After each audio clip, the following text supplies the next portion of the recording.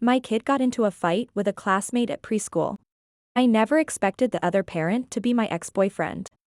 Why is he just as fierce as his mom? He said coolly, his tone edged with mockery. Must take after his dad, I shot back without missing a beat. Ethan's face darkened instantly. Trying to sound magnanimous, I added, relax. I wasn't talking about you. His expression darkened even more.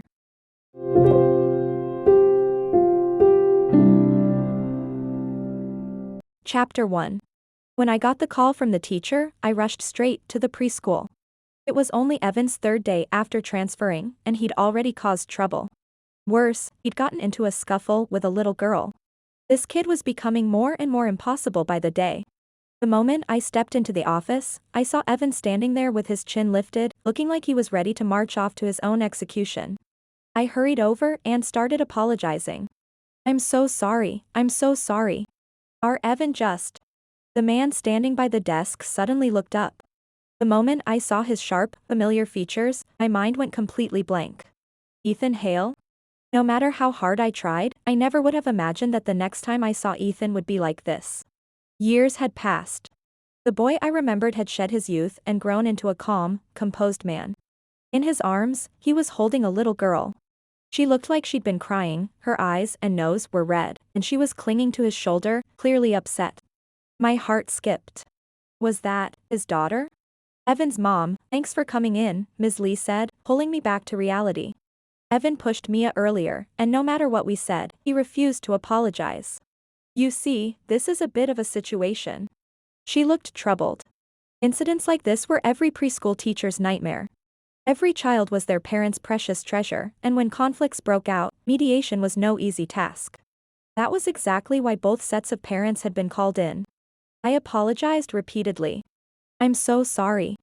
This is entirely Evan's fault. I'll make sure he understands. Turning to him, I asked sternly, Evan, what does mommy always tell you? You're not allowed to bully your classmates, especially girls. You don't put your hands on anyone. Especially not at school. How could you push her? Evan pouted and turned his back on us. She wanted to drink from my water bottle. You picked it out just for me. How could I let her use it? He must have raised his voice without realizing it, because the little girl in Ethan's arms heard her name and started crying again. Then a cool, low voice cut in calmly. He really is just as fierce as his mom. After all these years apart, and this is how you greet me the first time we meet again? I felt an inexplicable surge of anger rise in my chest. I shot back, takes after his dad. Ethan's face darkened on the spot. The air in the office froze solid. Ms. Lee looked at the two of us in surprise. That was when it finally hit me, my tone had been way too sharp. The teacher had called us in to mediate, not to watch two adults pick a fight, and more importantly, this really was Evan's fault to begin with. I took a breath and tried to smooth things over. Don't worry. I wasn't talking about you. Ethan's face darkened even further. Chapter 2. Nothing was ever good enough for him. How was he still so difficult after all these years? Still, Evan had been the one to shove someone first, which meant I was in the wrong by default. I rested a hand on his shoulder. No matter what, you can't push other people. Apologize. He puffed out his cheeks, but in the end he gave in. Sorry. The little girl turned her head, her lashes still damp, and said softly, it's okay. I finally let out the breath I'd been holding. Resolving things peacefully was the best outcome I could hope for. Then I noticed her gaze lingering on the water bottle hanging from Evan's chest, and everything clicked. Mia, do you like Evan's bottle? She sniffed and answered in her small, earnest voice, it's pretty. There was a little green dinosaur on that bottle, one I'd drawn myself, practically custom-made for him. I hadn't expected another child to fall for it at first glance. How about this? I said. I'll get you the same one tomorrow, okay? Her eyes lit up, but then she hesitated and shook her head. But my dad says I shouldn't just take other people's things. It was only a bottle. I waved it off. Evan made you cry, so let's say the bottle is his apology, and mine too, okay? If you take it, that means you're still willing to be Evan's friend. She turned and looked up at Ethan with hopeful eyes. Ethan gave a small nod, signaling his approval. Her face broke into a smile. Thank you, ma'am. Kids bounced back quickly. Before long, Evan and Mia had made up completely and were off playing with blocks together. Ethan and I left the office one after the other. I didn't expect you to be so good with kids now, a calm, even voice said from behind me. It didn't really sound like a compliment. I turned and gave him a once-over. I manage. Probably more time than Dr. Hale usually has, being so busy with work. Doesn't seem like you'd have much time to take care of kids. Ethan and I had been college classmates, he in pre-med, me in foreign languages. He fit every cliché of the perfect campus heartthrob, well-off family, outstanding abilities, and a face that was almost unfairly handsome. So much so that even the daughter I thought was his was ridiculously cute. You know, your daughter doesn't really look like you, I said, glancing back at the little girl again, not sure why the words slipped out of my mouth. She's a lot cuter than you. Soft and sweet, nothing like Ethan's cool, distant demeanor. Ethan had one hand in his pocket and responded with a flat, non-committal hum. She takes after her mom. I immediately felt like my brain had short-circuited for even saying that. It was like something lodged itself in my chest, leaving me unable to breathe in or out properly. I hurried home with Evan, but the feeling refused to fade. Scenes from earlier in the day kept replaying in my mind, and before I knew it, I was messaging my best friend Rachel, a sour note creeping in. I'm guessing his wife must be really pretty. Rachel replied instantly. Don't tell me you forgot, you were the one who dumped him, remember? Chapter 3. She wasn't wrong. I was the one who asked for the breakup. I'd chased Ethan for a full year back then. Everyone knew how much Anna from the foreign languages department liked Ethan from pre-med. Ethan was quiet and reserved, while I was bold and carefree. When I was in a relationship, I wanted the whole world to know. Which meant the higher I'd flown showing off our love, the harder I'd crashed when it all ended. Oh, please. You had it rough? Rachel couldn't help cursing. Ethan traveled hundreds of miles in the dead of winter and waited outside your place all night. And you didn't even show your face once. If anyone had it worse, it was him. She had a point. Ending up with a heartless ex-girlfriend like me really was his bad luck. It's all in the past. Why bring him up now? You were the one who brought him up in the first place, weren't you? I froze. Mom. Evan appeared in the doorway, hugging his pillow and looking up at me with wide, hopeful eyes. I want to sleep with you tonight. I reminded him, Evan, you're already a 4-year-old big boy. Why do you still need to sleep with mommy? He pleaded softly, just tonight, please, Mom. I hung up the call and stated the obvious. You said the same thing yesterday. And the day before that. He lowered his head, lips pressed into a small pout. I'm still not used to the new preschool. There it was, the ultimate excuse. I seized the opportunity to negotiate. All right then. But you have to promise me that from now on, you won't fight with other kids at school anymore, okay? His eyes lit up, knowing I was giving in, and he scampered over. I promise. He set his little pillow down, then, as if gathering all his courage, spoke again. Mom. I miss Dad. My heart lurched. He twisted his little hands together and spoke in a small voice. The kids at preschool all have dads. I want to have a dad too. He hesitated, then added, Mia asked me today what my dad does, and I. So that was it. The water bottle had just been an excuse. What really hurt was this. I ruffled his hair. Didn't mommy tell you already? Daddy's gone somewhere very far on a work trip. He has to work hard to earn money so he can buy Evan little dinosaurs. He looked up at me. Then I don't want dinosaurs anymore. I want Daddy. Okay? Me. Then tomorrow I'll just give your dinosaur bottle straight to Mia. Evan went quiet. He huffed. Then I'll trade Mia's dad for it. I paused. I took a breath. I'm counting to 3. 1, 2. He immediately flopped down, squeezed his eyes shut, and announced, Mom, I'm already asleep. The next day, I handed Evan the newly drawn bottle and told him to take it to preschool for Mia. I didn't expect that when I went to pick him up that afternoon, I'd run into Ethan again. Seeing his tall, upright figure standing outside the gate, I was at a complete loss for words. Weren't doctors supposed to be insanely busy? How was he managing to pick up his kid every single day? I was about to pretend I hadn't seen him when Evan and Mia came out hand in hand at the very front of the line. Evan waved at me enthusiastically. Mom. I'm over here. So much for pretending. Ethan tilted his head slightly and looked over as well. Steeling myself, I walked up and forced a smile. What a coincidence. Fancy seeing you again. He lifted his chin toward Mia. You drew that? It took me a second to realize he was talking about the new water bottle hanging around her neck. Yeah, I'd even made the little dinosaur pink on purpose. Ethan nodded. Figures. All these years, and your drawing skills still haven't improved. Chapter 4. What does he mean by that? What does he mean by that? I shouted into the phone at Rachel. Me. Anna. A wildly popular, drop-dead gorgeous comic artist. And he says my skills haven't improved? Does he even have eyes? Rachel replied calmly, no. Me, exactly.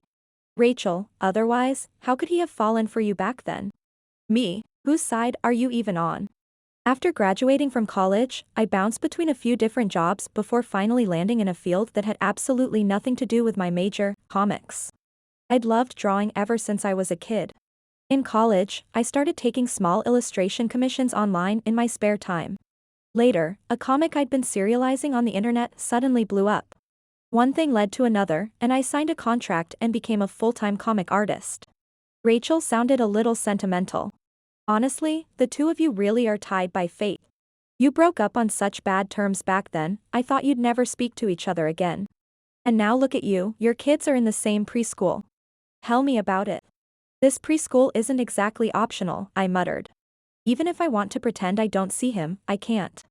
I was getting irritated. If I'd known it would turn out like this, I never would have picked this place. Back then, there had been several preschools to choose from. I'd compared them forever before settling on this one, it checked every box. Who could have known? But transferring Evan now wouldn't be right either. I couldn't keep dragging him back and forth over something like this. That said, Rachel added, Ethan does seem pretty family-oriented. So tell me, Anna, do you really not regret it? I rolled my eyes, hung up, and opened my drawing tablet. A man who said my art hadn't improved wasn't worth regretting. Fueled by pure spite, I worked through the night. By the time dawn was breaking, I finally shut down my computer and collapsed into bed.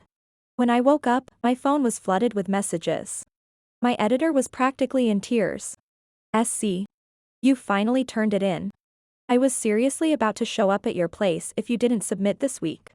My pen name was still carrying. My procrastination was legendary, I never turned anything in until the very last day.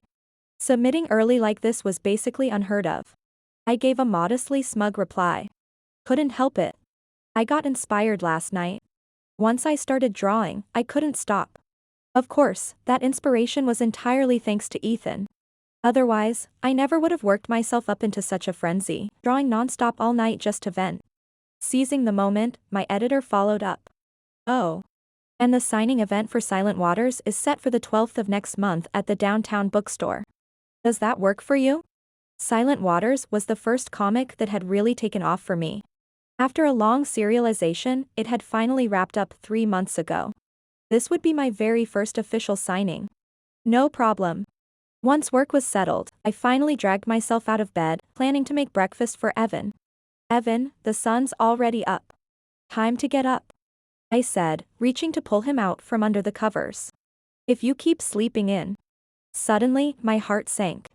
Evan lay there with his eyes closed, his little face flushed red. I pressed a hand to his forehead. It was burning hot. I checked his temperature, 103 degrees. I didn't stop to think. I got him dressed, called a cab, and rushed him to the hospital. Chapter 5. I held him tightly the entire way, panic clawing at my chest. I kept urging the driver to go faster while blaming myself over and over again. I'd been so busy working the night before that I'd neglected him. Who knew it would turn into a fever this high? The hospital was packed, especially pediatrics. Crying echoed everywhere. I fought my way through the crowd, sweating and frantic. Anna.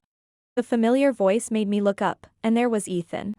He was wearing a white coat now, which somehow made him look even taller, cleaner cut. I froze for a split second. I'd seen Ethan in a white coat plenty of times before, but back then he'd still been a med student. 8 straight years of medical training. When we broke up, he hadn't even graduated yet, still young, still rough around the edges. And now. Dr. Hale, what's up? A few people were with him. One of the nurses glanced at me, smiling with just her eyes above her mask. Someone you know? You go ahead, Ethan said. I'll say hello. Then he walked straight over. What's wrong? Is your child sick? He asked. His voice was still cool and low, just like him, distant, restrained, like the moon hanging high in the sky, bright and untouchable. I snapped back to myself and hurriedly explained, I noticed he had a high fever this morning. It's my fault, I wasn't paying enough attention.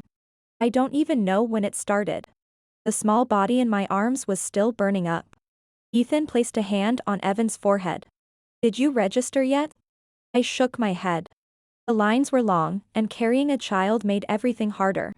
Give him to me. Go register, he said. I hesitated, but he'd already taken Evan from my arms.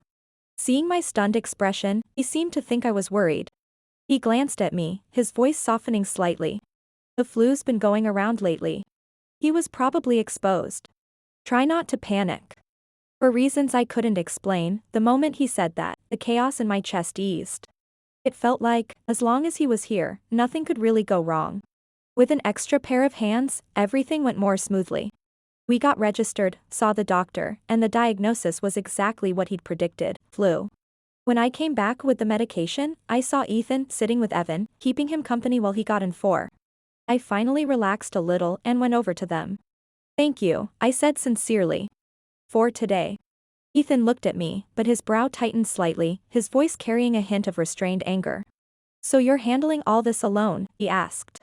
Doesn't his father care at all? My heart jumped.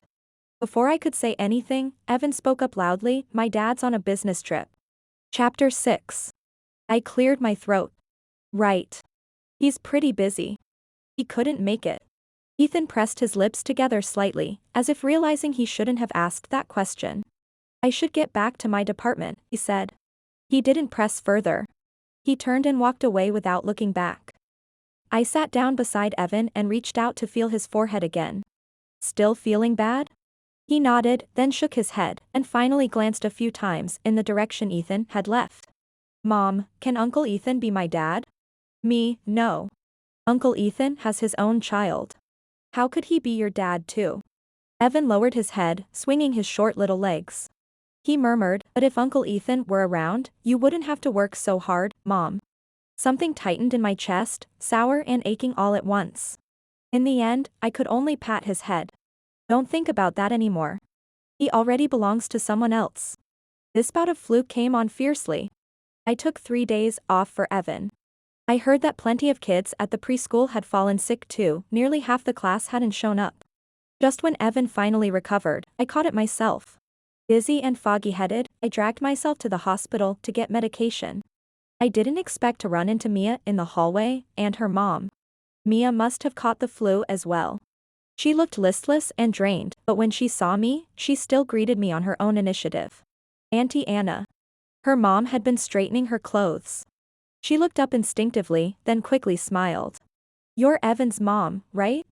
I'm Mia's mom. She added warmly, she absolutely loves the water bottle you gave her. She carries it everywhere. She had a gentle, pretty face. When she smiled, her eyes curved softly, giving her a playful warmth. Mia's features were almost identical to hers, clearly mother and daughter, no question about it. Mia looked around and asked curiously, Auntie Anna, is Evan feeling better now? I smiled. He is. He's almost fully recovered. He should be back at preschool next Monday. How about you? Mia's mom replied, she didn't have as high a fever. As long as it doesn't come back in the next couple of days, she should be fine. As I watched them walk away, something occurred to me a beat too late. Where was Ethan? Just as the thought crossed my mind, a woman's soft, gentle voice sounded behind me. My husband's daughter and wife are here to see a doctor, so where did he run off to? They'd clearly already finished their appointment. We exchanged a few words, and then they left. I turned around in disbelief, and there was Ethan. Doctor Hale, you've been in surgery all day and didn't even have lunch, the woman said softly. I'm taking over your shift, and I brought some food I made myself. Why don't you at least have a bite? She hadn't changed into her nurse's uniform yet. Her long hair curled gently around her shoulders, her figure slim and graceful, and when she spoke, there was something almost flirtatious in her eyes. Ethan looked like he'd just come out of the operating room, and the woman talking to him was the same nurse who'd asked earlier if I was someone he knew. My eyes widened. What the hell? Ethan, are you even human? Your wife and kid come to the hospital to see a doctor, and you're out here openly having an affair with a nurse? Chapter 7. As if sensing something, Ethan suddenly looked up. No need, he said curtly, then walked straight toward me. Why are you back at the hospital again? Seeing that I was alone, his brow creased slightly. Are you not feeling well? I was in a terrible mood, and it showed. My words came out sharp and dripping with sarcasm. He looked at me, clearly not following. I'm fine. Better off than a mom who has to handle everything alone. I glanced at the nurse behind him. She was looking our way too. On purpose, I raised my voice. I just ran into Mia and her mom. Ethan seemed a little surprised. You talked? I smiled. We did. Just a quick chat. Not like you, Doctor Hale, who can have such in-depth conversations with just about anyone. Ethan paused. He paused. You seem to be misunderstanding something. I snorted. Misunderstanding? I'm not blind. I saw her bring her kid in to see a doctor, and I saw that nurse throwing herself at you. No wonder people joke that med students end up with 3 wives, the college sweetheart, a hospital co-worker, and... Stop. Ethan cut me off, clearly at the end of his patience. Where did you even hear that nonsense? Hear it? I'd seen it with my own eyes. Ethan, don't tell me you don't know what it means when someone brings you homemade food.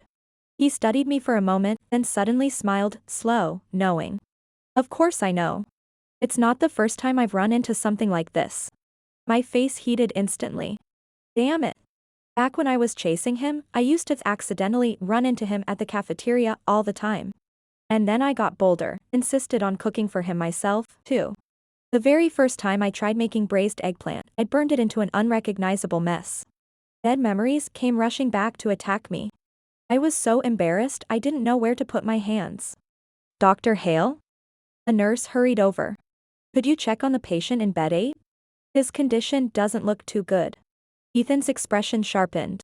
Lowering his voice, he said, if anything comes up, call me. My number hasn't changed.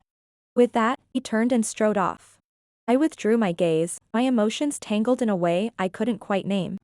Whatever. It wasn't like he and I had anything to do with each other anymore. Who was I to care? After registering, the doctor ordered some blood work. While I waited, 2 nurses nearby were whispering to each other. Did you see that? Lily brought Dr. Hale lunch again today, got turned down again. That's happened more than once, right? Honestly, Dr. Hale is something else. Lily's well-educated, comes from a good family, she's pretty, and she really likes him. She's been after him for ages. And he's still completely unmoved? I blanked for a second, then couldn't help asking. The Dr. Hale you're talking about, is that Ethan? One of the nurses nodded. Yeah. You know him? Know him? That was putting it mildly. I hesitated, then said carefully, sort of. You were saying someone's pursuing him. The other nurse laughed like she'd seen right through me. What, you've got your eye on Dr. Hale too? I waved my hands quickly. No, not at all. Oh, come on, there's nothing to be embarrassed about, she said with a grin. Ever since Dr. Hale joined our hospital, he's had no shortage of admirers. People line up to chase him, but he hasn't accepted a single one. I froze completely. Tough case, the other nurse muttered. Young people these days are different from us. He doesn't want to get married, doesn't even date. It's work all day long. Honestly, I don't think anyone could talk him into it. Chapter 8. I still hadn't snapped out of it by the time I left the hospital. Ethan wasn't married? How was that even possible? I'd seen him pick up a child from preschool with my own eyes. When I got home and pushed the door open, Evan came barreling toward me. Mom. I picked him up and examined him from side to side. He looked confused. Mom? What's wrong? I probed casually. Nothing. I just ran into Mia and her mom at the hospital today. Evan perked up instantly. Huh? She went to the hospital too? Was she sick? I shot him a look. Wow, so concerned when Mia was sick, huh? Her mom said she's almost better, so no need to worry. You should see her when school starts again next Monday. Only then did Evan relax, but he couldn't help adding, being sick must feel really awful for her.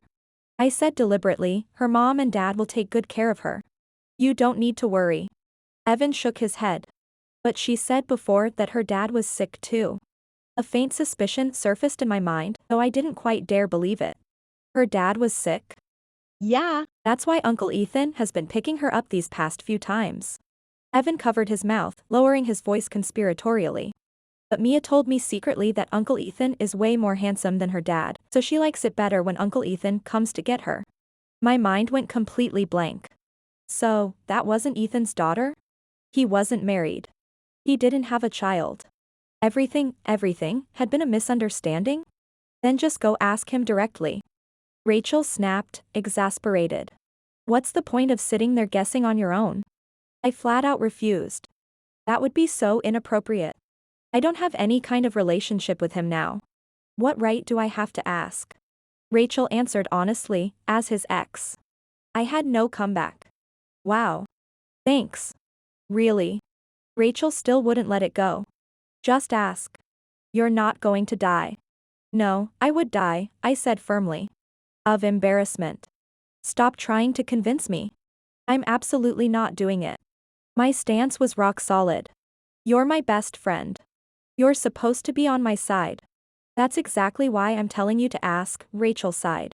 Anna, you clearly still like him. I choked on the words, unable to say a single thing. She went on, and he's single now. Why not give each other another chance? I was silent for a long time. Rachel, I have Evan. Chapter 9. On Monday, when I went to pick Evan up, I saw Ethan again. He saw me too. I was too busy at the hospital that day and didn't get a chance to ask, "How are you feeling now?" he said. His tone was calm and casual, the kind of small talk a doctor might make when running into a patient. Flu. Nothing serious, I replied. He nodded, then looked away, his gaze turning toward the preschool entrance as if waiting for a child to come out. I used to think doctors must be pretty busy, I said suddenly. But seeing Dr. Hale come personally to pick up a child every day makes it seem like those rumors might be wrong. Especially when, I paused slightly, it's someone else's kid. As soon as the words left my mouth, silence fell. The air seemed to freeze. In the next moment, Ethan's expression didn't change at all as he spoke calmly. Mia isn't someone else's child. She's my cousin's daughter. My cousin was in a car accident a while back and broke a bone. Her mom couldn't get away from work, so I've been helping out for now. I blinked. Wait, that's your explanation? I stared at him in disbelief, silently accusing, but he seemed to have already guessed exactly what I was thinking. He raised an eyebrow slightly. I don't think I ever said she was my daughter. A breath caught painfully in my chest. You didn't. He was right. From the very beginning, I jumped to conclusions, never once asking for confirmation, and had simply decided on my own that he was Mia's father. Then when I said Mia didn't really look like you, why didn't you deny it? She's not my daughter. Why would it be strange that she doesn't look like me? Ethan sounded genuinely puzzled. Besides, I said it then too, she looks like her mom. I had nothing to say to that. Damn it. That logic was airtight. There wasn't a single hole to poke in it. I didn't want to deal with him anymore. I folded my arms and stared stubbornly at the preschool gate, fully intent on leaving the second Evan came out. But at that moment, Ethan brought up something else, sounding almost casual. I heard from Mia that Evan's turning 5 next Wednesday. My heart jolted, nearly leaping out of my chest. Ethan's gaze settled on me, carrying an invisible pressure that made it feel like there was nowhere to hide. That means he was born in November 5 years ago. We broke up that December. And in September that year, we still saw each other. Anna, did your son just fall out of the sky? My heart was pounding so hard it hurt. After a long pause, I forced myself to sound calm. That's none of your business. But Ethan didn't seem willing to let it go. Mia told me Evan said that from the moment he was born, his dad was already away on a business trip, so he's actually never met his father, he continued. All these years, it's been just you raising him. You're the only one he has. His tone was steady, almost certain. Anna, Evan, he's not your son. I closed my eyes and took a deep breath. Are you done? Ethan didn't answer. I didn't look at him either as I spoke flatly. Ethan, you've always been smart. But none of this has anything to do with you. We broke up 5 years ago. You have your life and I have mine. We stay out of each other's way. Isn't that better? Back then, it was me who asked for the breakup. The reason I gave was simple, I said I was tired of it. That year, I graduated and started working, while Ethan stayed behind to continue his studies. After half a year of long distance, I told him I was tired of living like that and insisted on breaking up. In the 5 years that followed, we never contacted each other again. The day we ran into each other, I already knew he would figure it out sooner or later. But so what? Ethan, I said calmly, you have everything going for you. There are plenty of people who like you. You could pick any one of them and live a perfectly happy life. Why waste your time on someone as heartless as me? Yesterday, I'd already asked Mia's mom. Mia's father's injury hadn't been serious at all, he'd been discharged ages ago and was more than capable of picking his daughter up himself. Yet the one standing here today was still Ethan. I wasn't stupid. But Ethan, we're not possible anymore, I said. Chapter 10. After that day, Ethan never appeared at the preschool again. I felt relieved, and yet, at the same time, there was an empty hollow somewhere in my chest. I went out to eat with Rachel. After hearing everything, she stayed quiet for a long while, then finally gave me a thumbs up. No one can turn down a man like Ethan. And you rejected him twice. Anna, honestly, only you could pull that off. I ignored her teasing and focused on my food. If it was never going to work, it was better to make it clear sooner rather than later. Dragging it out would just be unfair to him. I have a signing at the downtown bookstore tomorrow. Can you pick Evan up for me? Rachel clicked her tongue. SC. My God. I never imagined your comic would blow up this big. Don't worry, helping SC carry the burden is my honor. I promise I won't fail you. I sighed sincerely. I have to admit, after a few years in the workforce, your flattery skills have really leveled up. Rachel waved it off modestly. You flatter me, oh? Wait. She suddenly froze and pointed discreetly in a certain direction, whispering, Anna, is that Ethan over there? Huh? I turned my head, and sure enough, I saw a man and a woman walking in. The man was Ethan. The woman beside him looked to be in her early 20s, gentle and refined. Led by the server, they headed inside. Ethan suddenly turned his head and looked our way. I immediately dropped my gaze. Rachel did the same, turning her face away and covering part of it with her hand as she whispered, it really is him? Then who's the woman with him? I muttered under my breath, how would I know? Rachel looked baffled. If you don't know, why are you acting so guilty? I shot her a death glare. Completely unfazed, Rachel snuck another look in that direction. I mean, I'm just saying, how is this guy even more handsome than he was a few years ago? What the hell? Shut up. Wasn't it bad enough already? Fortunately, Ethan didn't seem to notice us. He quickly looked away and took a seat on the other side of the partition. As long as he didn't turn around and look closely, he probably wouldn't see us. I forced myself to pull my gaze back and urged Rachel, eat faster. Let's go as soon as we're done. Rachel refused. Why the rush? I want to eavesdrop. I gave up arguing. I had no choice but to keep my head down and eat, though my ears had a mind of their own. I could vaguely hear Ethan talking with the woman. They first exchanged names and gave brief introductions about themselves. Oh. A blind date. I poked the little rabbit on my dessert plate with my fork and thought quietly to myself, figures. A man like Ethan would be top tier on the dating market. Dr. Hale, you're so accomplished. You must have a lot of women who like you, right? The woman asked cautiously. Ethan paused. Not really. There's one girl who really hates me. The woman sounded surprised. Huh? Who? She must have terrible taste. Ethan replied calmly, the one I like. I had been minding my own business, popcorn in hand, and then I got dragged straight into it. That escalated quickly. The woman was clearly stunned too.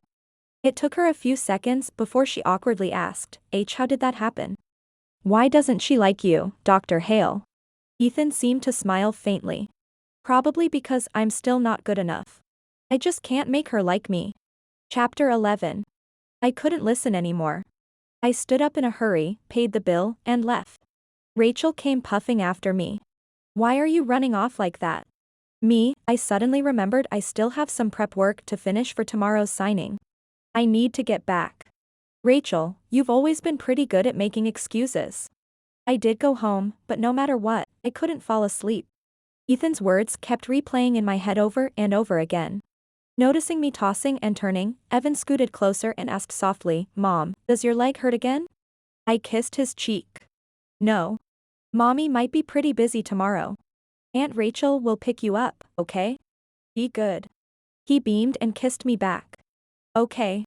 The signing event the next day was scheduled for 10:30 a.m. The exhibition hall was filled with massive comic banners and display tables stacked with volumes from the Silent Fish series.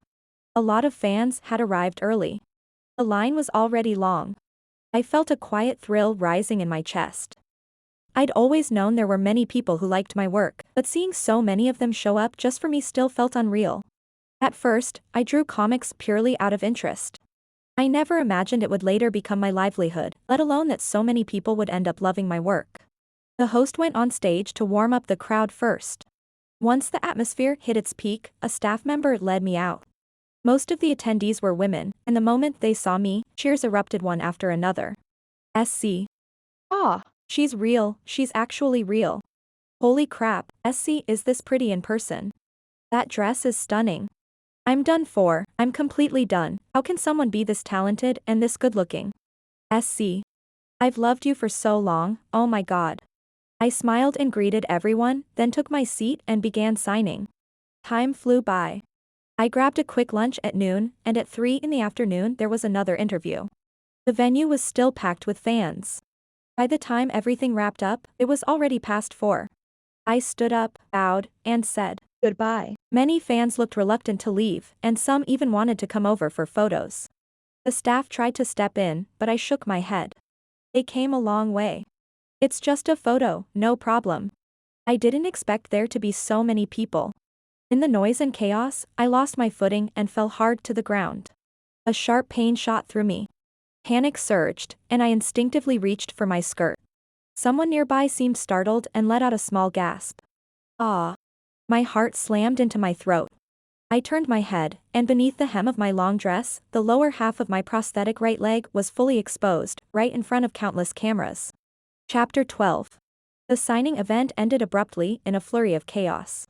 The staff escorted me to the hospital, and my editor apologized over and over again. "I'm so sorry, we failed on site. We didn't take good enough care of you." I wasn't angry, and I wasn't blaming anyone. It's okay. This is my reality, and I wasn't careful enough. It's just that you might have some extra trouble to deal with afterward. With so many fans and media present, there was no way to keep this under wraps. Short video platforms were already flooded with clips and photos from the scene. I only glanced at one before closing it. Rachel called in a panic. "Anna. What happened over there?" I reassured her. "It's fine, just a small accident." Honestly, when I agreed to do an in-person signing, I already knew this day might come. It's not a big deal. "Is Evan with you?" "I've picked him up already." "Which hospital are you at?" "I'll come right now." "Don't. The hospital's crowded and chaotic. If he sees me like this, he'll definitely be upset. Don't let him look at his phone. Just tell him I had some last-minute work and I'll be home late." "But you." "I'm fine." In the end, Rachel agreed. Just after I hung up, a nurse appeared at the door of my hospital room. Are you still carrying?" I looked up, and saw a face that felt oddly familiar. It was the same young nurse who'd been pursuing Ethan before. I tensed instinctively. Was Ethan on shift today? Was he going to walk in on this? But the very next second, I realized I was worrying too much. The incident had already blown up online. The buzz was only growing. Ethan was bound to find out sooner or later. What was there left to hide? I nodded. "Hi." Her face lit up with surprise. "Wow. It really is you. I love your comics so much." Then her voice faltered, her gaze drifting to my right leg, sympathy filling her eyes. "I really never imagined. SC, you actually. That's such a shame. But don't worry. We love your art. This won't change how we feel about you at all. And you're so strong, so inspiring."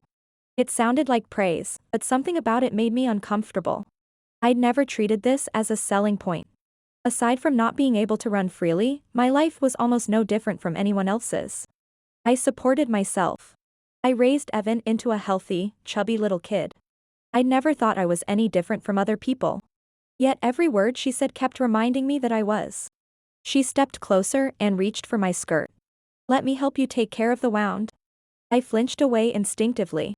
Before I could even voice my refusal, a voice came from the doorway. "Lily, the head nurse is looking for you." At that sound, my entire body stiffened, my back going rigid. The nurse looked up in surprise. "Huh?" Ethan had already walked in. He took the medication straight from her hands, his voice calm and cool. "I've got this." Her gaze flicked back and forth, between the two of us. She didn't move, forcing a strained smile. "It won't take long. I can handle it quickly. This is part of our job anyway." "Dr. Hale, you're so busy." "I'm off duty," Ethan cut her off. "This is my personal time now." Silence fell. Ethan, however, seemed completely unaware that there was anything amiss about what he'd just said. He crouched down in front of me, his long fingers brushing the hem of my skirt. Without looking up, he said, "Close the door on your way out." Chapter 13. The nurse finally left, clearly reluctant. The room fell utterly silent, the air heavy and still. As Ethan reached to lift the hem of my skirt, a sudden wave of panic surged through me. I pressed my hand down on his instinctively. The next second, as if burned, I pulled it back. "Maybe you should get another nurse," I said quietly. "They're all busy," Ethan replied. That shut me up. "You literally just chased one out." I swallowed the emotions rising in my chest and turned my head away. "Then, go ahead." Ethan had always been stubborn. Once he decided to do something, no one could stop him. 10 minutes ago, I'd still been worried about him seeing me like this. But now, watching him stubbornly crouched in front of me, refusing to move, a different thought crept into my mind. "Go ahead. Look. Now you've seen it. You know everything. This can finally be over." My right leg had been amputated below the knee. I'd been wearing a prosthetic all these years. Once he saw how ugly the wound really was, surely whatever feelings he had would disappear. That would be good. That would be for the best. I let go. Ethan paused for a beat, and finally lifted the hem of my skirt. I turned my face away. I'd had a packed schedule today and walked a lot, so the wound had already been badly irritated. Then I'd fallen while taking photos. I didn't even need to look to know how much worse it must be now. Ethan's breathing was so quiet it felt like it vanished altogether. Or maybe that was just my imagination, because the next moment, a cool hand rested against my leg. He tended to the wound slowly, carefully, as if pouring every ounce of patience he had into it. I couldn't help glancing back. He was crouched in front of me, dark hair falling forward and obscuring his eyes, his expression unreadable. Only the straight, tightly drawn line of his lips betrayed his mood. He wasn't as calm as he appeared. He was angry. He hadn't said a word. His movements were gentle and meticulous. But I knew it all the same. It was the kind of anger that simmered beneath the surface, like a volcano waiting to erupt, threatening to unleash something overwhelming and destructive at any moment. I couldn't stand the atmosphere any longer and spoke first. "I remember your main specialty is cardiothoracic surgery. You probably don't see cases like this very often, do you?" Ethan didn't answer. I swung my other leg lightly, a little rueful. "I used to joke with you all the time, remember? Complaining that you spent most of your time in class or at the hospital, that you never had time for me. Back then, I even thought, would I have to get sick just to see you? I never expected the first time you'd treat me would be like this. Come to think of it," I added softly, "we really do have quite a fate." "When did it happen?" Ethan cut me off abruptly, lifting his head to look at me. Those long, dark eyes were perfectly calm. His tone didn't change at all, as neutral as a routine medical question. "Years ago," I said, gesturing for him to hand me the prosthetic. "I can take it from here." He didn't move. His jaw was clenched tight, veins standing out on the back of his hand. His Adam's apple bobbed. When he spoke again, his voice was hoarse, every word like a rough stone crashing into my chest. "Was it 5 years ago, when we broke up?" Chapter 14. "I don't remember," I said, shaking my head. Ethan clearly didn't believe me. He asked softly, "You don't remember?" My heart tightened. He seemed to let out a quiet laugh, but there was no warmth in his eyes. "Anna, no matter how bad someone's memory is, can they really forget the pain they've endured themselves?" My temples throbbed twice, a dull ache spreading. He spoke with difficulty. "Didn't it hurt?" I looked away. Outside the window, dusk had already fallen. The sun sank below the horizon, leaving behind a bleak, dim stretch of sky. The surgery went well, and I recovered pretty smoothly. I shook my head. It didn't really hurt. He said nothing. After a moment's hesitation, I urged him gently, Evan's still at home waiting for me. I should head back. Ethan wouldn't let me do it myself. He insisted on helping me put the prosthetic back on properly. Thanks, I said, giving him a small wave. I'll head out then? Instead, he held out his phone. Put in the address. I'll take you. In the end, I still couldn't win against Ethan. Partly because he was stubborn and impossible to argue with, and partly because my leg really wasn't in great shape today. We went to Rachel's place to pick Evan up. The moment the little guy saw me, he was about to leap over, until he spotted Ethan in the car. His eyes went wide. Uncle Ethan? Why are you the one bringing my mom back?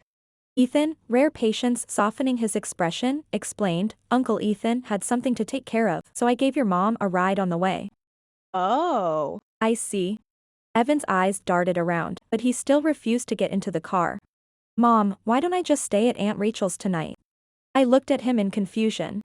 He started shooting me frantic looks, then leaned over to whisper in my ear, urging urgently, Come on, Mom. Put in some effort. Hurry up and let Uncle Ethan become my dad already. I froze. My feelings were complicated. The good news, Evan was very smart and had seen through everything a long time ago. The bad news, Evan was too smart enough to start looking for a dad on his own. I grabbed him and lifted him straight into the car. Get those ridiculous ideas out of your head. Evan looked full of regret, like he still had more to say, but I shut him down with a glare. We finally made it home without incident. I got out with Evan right away and thanked Ethan again. You really helped me out today. Ethan looked over quietly. In the end, he only said one word. Anytime. I fled with Evan like I was running for my life. Rachel bombarded me with messages. Holy shit. Why was Ethan the one who drove you back? Does he know now? What do you think? I replied. I sighed and checked online. The buzz around me still hadn't died down. Turns out the popular, beautiful comic artist is disabled. The headline was undeniably eye-catching. The publisher was already doing their best to suppress it, but gossip like this always spread fast. Rachel fell silent for a moment. Then you and him. It's fine if he knows, I said. At least I won't keep fooling myself anymore. Rachel was quiet for a long time before she spoke again. But Anna, have you ever actually asked Ethan whether he wants to be with you again? How would I even ask? I gave a small, bitter smile. Ask him if he's willing to be with someone who's a burden? It had taken me a very long time to accept myself like this. How could I expect Ethan to do it so easily? After a long pause, Rachel sighed softly. Anna, I really think Ethan treats you differently. He's genuinely a good man. If you miss this chance again, there really won't be another one. I knew that better than anyone. And precisely because of that. He's too good, I said quietly. So much so that I can't be the blemish in his life. I couldn't bear it. Chapter 15. I thought that after that day, Ethan and I wouldn't cross paths again. I didn't expect him to show up downstairs the very next morning. There's a specialist at our hospital in a related field, he said straight to the point. I've already made an appointment for you. I was stunned. But I'm fine. There's really nothing wrong with me. I'd been following my rehab plan exactly as instructed. What happened yesterday was purely an accident. Ethan pulled open the car door, clearly prepared to stay put until I got in. Considering I still had to take Evan to preschool, I had no choice but to get into his car. The specialist Ethan booked truly was impressive. He gave me a lot of new advice and even suggested customizing a better prosthetic. I was actually pretty happy about it, if only Ethan hadn't been there the whole time. After we came out, I couldn't help muttering, I already told you, situations like mine are usually all about the same. Ethan acted as if he hadn't heard me. You need to rest when you should. Exercise and rehab, do exactly what the doctor told you. He looked serious, clearly having listened closely to every word the specialist said. I opened my mouth to respond, but he continued firmly, leaving no room for refusal. Also, if there's anything that's inconvenient for you in the future, call me anytime. Ethan, I finally snapped. You really don't have to do this. I know my own body. And I've been doing just fine all these years, haven't I? You really don't need to. I'll go get your medication. He clearly didn't want to hear me finish.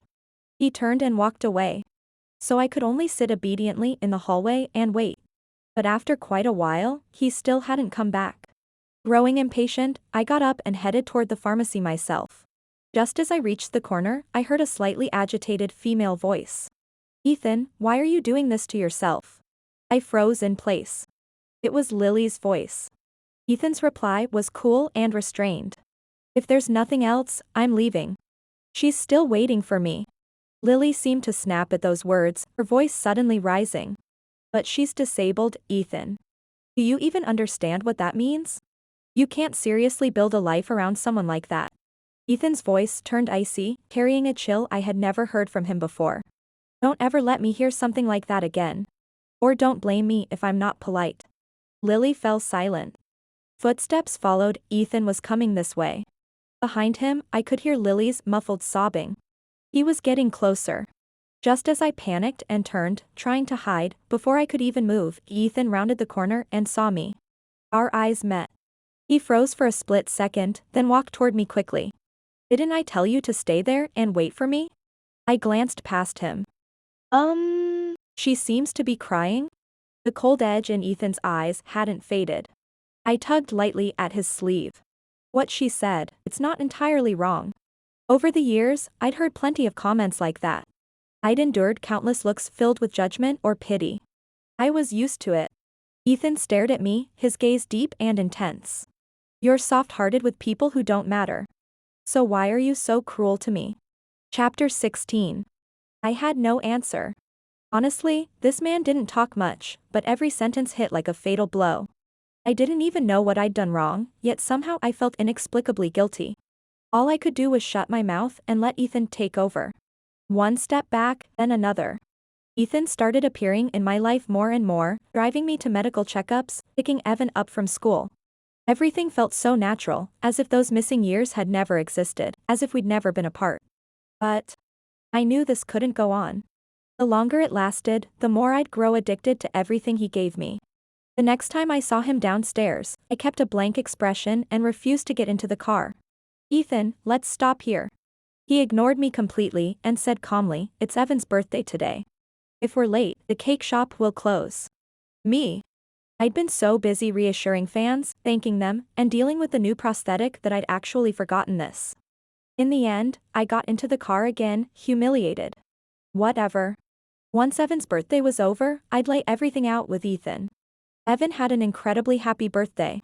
He even insisted that Ethan and I take a photo with him. I'm going to show it to Mia and the others tomorrow. Fine. Even now, his mind was still full of Mia. I glanced at the photo, then quickly looked away and turned to Ethan. It's late. You should head back too, do you want me to walk you out? Ethan understood immediately and went out with me. The elevator ride was suffocatingly silent. Once we stepped outside, the late autumn night wind brushed over us, and at last I found the courage to speak. Ethan, thank you for everything you've done lately. But after today, we shouldn't stay in touch anymore. He didn't answer that. Instead, he asked, when are you planning to take Evan back to see his parents? It felt like something squeezed my heart hard, a sharp, uncontrollable ache rising in my chest. So he really did know. Evan is my brother's child. 5 years ago, that December, my brother and sister-in-law were bringing Evan, just over a month old, back to our hometown for his 1-month celebration.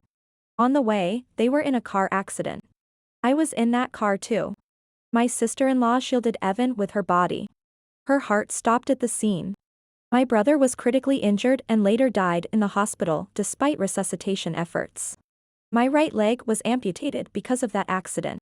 When I woke up from surgery, I only glanced at the wound once before sending Ethan a breakup message. That night, he couldn't reach me at all. My phone was filled with his missed calls and messages. I didn't read a single one. I was afraid that if I looked even once, I wouldn't be able to make myself go through with it. So I blocked him. Deleted him. I only found out later that he'd booked a red-eye flight that same night, traveled more than 1,000 kilometers to my city, and waited downstairs at my place for an entire day and night. By then, I'd just received my brother's death certificate. I still remember how it snowed heavily that day. The morgue was so cold my whole body shook. When it came time to sign the papers, my hand froze. I couldn't bring myself to write. My brother was lying right there, and I didn't even have the strength to cry. After that, my parents suffered an enormous blow. In the years that followed, they passed away one after another. In the end, only Evan and I were left. I became his mother. I took him away from that city, so full of grief and painful memories, hoping to start a new life. I never once hoped to run into Ethan again. Ethan lit a cigarette and listened quietly as I told him everything. He didn't smoke it. The ember glowed red between his fingers, burning silently until it turned to ash and scattered into the wind. His head was slightly lowered. Only when the heat finally burned his skin did he seem to come back to himself. He stubbed out the cigarette and looked up at me. "That day, you said the surgery went well. That you recovered nicely, so it didn't hurt much." I froze. In the dark night wind, the corner of his mouth curved faintly, but beneath his eyes, something turbulent seemed to be surging. He said softly, "But Anna, I hurt." Chapter 17. A dull pain suddenly spread through my chest, my vision blurring with tears. I don't know why, through everything I'd been through, I'd always stayed calm. I'd always believed I was independent, strong, able to handle anything on my own. But in that moment, at the very instant Ethan said those words, I suddenly felt unbearably awful. I couldn't even pinpoint what I was feeling wronged about. I just knew I was. After a long pause, I opened my mouth, but no words came. "I'm sorry," I finally said. "Back then, I didn't even give you an explanation. This apology might be long overdue. But Ethan, truly, I'm sorry. At the time, I thought leaving him, refusing to burden him, was the best choice. What I failed to consider was the pain Ethan, who knew nothing, endured alone in that freezing, snow-filled night." Ethan closed his eyes. "All these years, Anna," he said quietly, "do you think one sentence is enough to wipe it all away?" I felt at a loss, not quite understanding what he meant. "Then, what do you want me to do?" He was silent for a long time, so long I almost thought he wouldn't speak again. Then finally, he did. His voice was hoarse, carrying a faint weariness, yet every word was unmistakably clear. "Anna, I'm almost 30. These years, I've tried to forget you. I've tried to like other people, to be with girls completely different from you. But I couldn't. From 18 to now, breaking up, getting back together, again and again, it's been 10 years. I don't want to waste any more time. Marriage or not, give me an answer." My eyes widened slowly. For a moment, I thought I must be hearing things. "You said, what?" Ethan took a few steps closer. His tall figure enveloped me completely. "Anna," he asked, "you still like me, don't you?" I couldn't speak. Because I couldn't lie to him. Anna still loved Ethan. Loved him deeply. Loved him fiercely. But before I could finish, he lowered his head and kissed me. The heat crashed over me like a wave. I clutched his clothes instinctively, my fingertips tingling, numb. Only when my legs went weak and I nearly collapsed did he tighten his arm around my waist, pulling me firmly against him. "Anna, I'll forgive you once," he said, his voice taut and husky. "Now I'm giving you another chance. You promise me this," he continued. "If you're with Ethan, then from now on, whenever you run into trouble, you come to him first. When you're sad or hurting, you come cry to him. You dump all the hard, messy things on him and let him handle them. Let him protect you and Evan. Can you do that? Some people, just standing there, already outweigh everything else." My heart trembled. Pressed against his chest, I didn't dare lift my head. "But Ethan, is it really okay? Someone like me?" He cupped my face, forcing me to meet his eyes. "Anna," he said, "with me, you're always a perfect score." The warmth in his palm was burning, but it was nothing compared to the love surging in his gaze. This time, he asked softly, "Do you want to keep loving him?" I rose onto my toes and kissed the corner of his mouth. "Ethan," I said, "Anna has only ever loved you." That love had never stopped. Which is why, every time we meet, I run toward you with everything I have. At this point, my love life is a public service announcement. Free of charge.